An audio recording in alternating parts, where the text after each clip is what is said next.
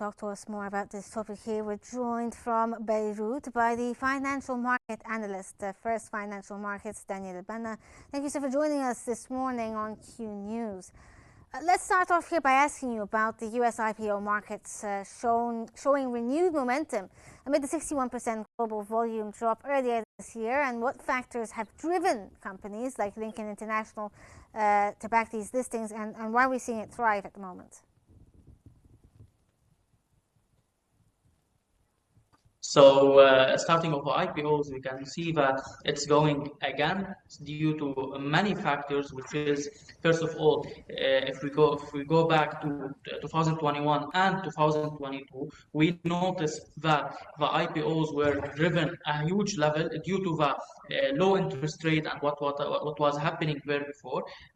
And suddenly, after increasing interest rate, after the growth was going down due to the high interest rate and inflation and uncertainty in the market, the IPOs went down. However, this year it started to somehow showing resilience due to many factors. First of all, the AI sector, the technology sector, which is in the US, is booming up, going to high levels, which why the companies, especially startups related to the AI, are being attractive to investors, since they can invest in it and it can boom like what's happening in the AI. In addition to that, the interest rate were going down now somehow before the war. So investors were the risk sentiment, they were more, let's say, not aggressive, but a moderate way. They were taking the risk and going to those IPOs, and they also needed capital to raise capital by selling the shares. Yes. So those factors led to increase in the IPOs. However, in my opinion, still due to the unexpected or political factors or what's happening in the US and outside the US is still affecting the companies and the IPOs. And if the AI sector went down, we will start to see also low risk appetite toward going into the IPOs. So we should stay careful related to this.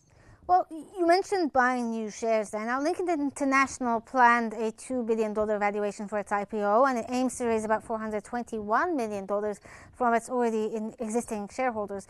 What do you think this signals about the investor confidence when it comes to U.S. investment banks, despite the global uncertainty? I know you're not too optimistic, especially when it comes to the AI sector, but what about banking here?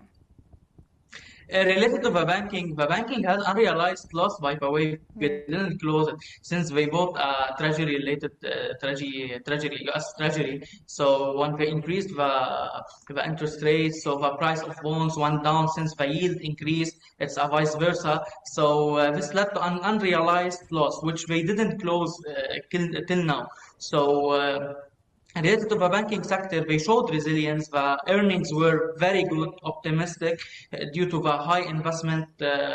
Still, the interest rate is still high, so they are benefiting from it. In addition to that, related to the investment part of the banks, they were doing great as they were investing. They were showing that they are making returns, which increased the momentum toward those banks. However, in my opinion, of course, in the upcoming months, we can say that the banks will face a couple of problems, as they have their challenges related to the cryptocurrencies, since they are using Basel I and Basel II strategies. But now, due to the cryptocurrencies and etc., they are trying to do, for example, like a bank related to those things, it's affecting. So in this case, the challenge increased toward those banks. They need to show resilience to face those things. They argued about the Basel I. They said, why we are using the Basel I and Basel II strategy, while the other competitors related to the AI, to the cryptocurrencies,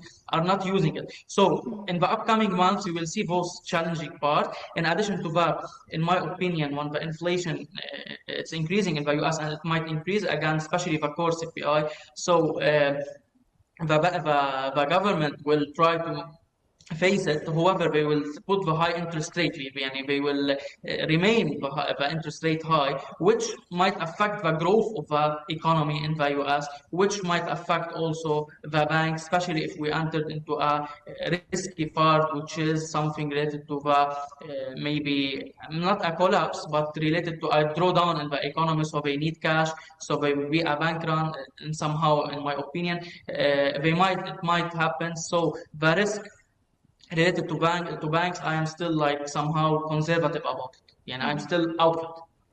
Yes, well, you're saying it's best to look out for the next few months, but the FDI consulting notes that the IPO deals count for about 36% quarter on quarter and a 70% year on year for the first quarter of 2026. Why do you think that this recovery driven by, why do you think this is driven by more volume than value? And does this give an indication of optimism here?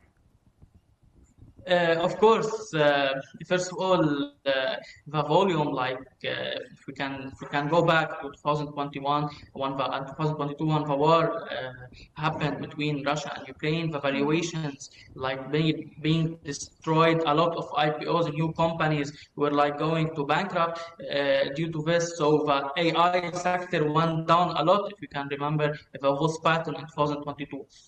Especially on Nasdaq. So now the momentum is like going again. The volume is going again, since those who manage the money, for example BlackRock and hedge funds and banks, etc., they are trying to find new opportunities, especially with what's happening around the world. If we can go to Europe now, Europe is facing a lot of problems. We should stay aware of it. We go to China, to the Asian part, also there is a lot of things. So the money moved from the emerging markets, where what we're investing before the war, a lot of investment in emerging markets, Yes. Asia, Europe, etc.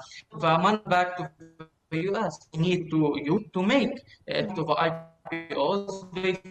It is a good part, for a startup company. They want to increase a little bit the risk to have a return. Sir, if you could just Especially move around the around. world, what's happening.